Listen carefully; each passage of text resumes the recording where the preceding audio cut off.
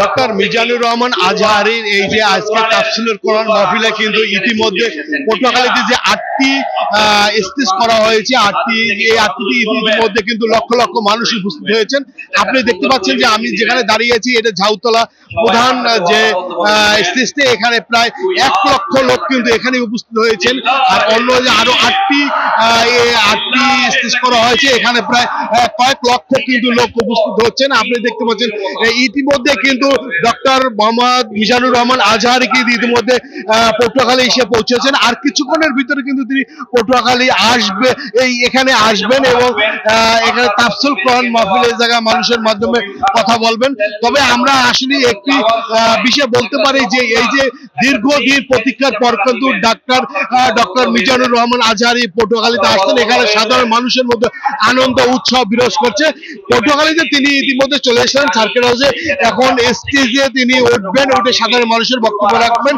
আর এখানে বিশেষ অতিথি হিসেবে উপস্থিত রয়েছেন, প্রধান বক্তা হিসেবে উপস্থিত রয়েছেন ডক্টর মোহাম্মদ শফিকুল ইসলাম মাসুদ এবং সাবেক স্বরাষ্ট্র এবং বাণিজ্য মন্ত্রী এবং বিএনপির ভাইস চেয়ারম্যান আলতাফ হোসেন চৌধুরী।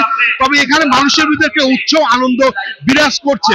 মানুষ কিন্তু লক্ষ লক্ষ মানুষ কিন্তু দুপারে এই দুই স্টেজের দুপারে তারা অবস্থান নিচ্ছে এবং তারা এখন কিন্তু কিছুক্ষণের মধ্যে প্রধান বক্তা উঠবেন এবং তিনি বক্তব্য রাখবেন, সাধারণ মানুষের ভিতর বক্তব্য রাখবেন।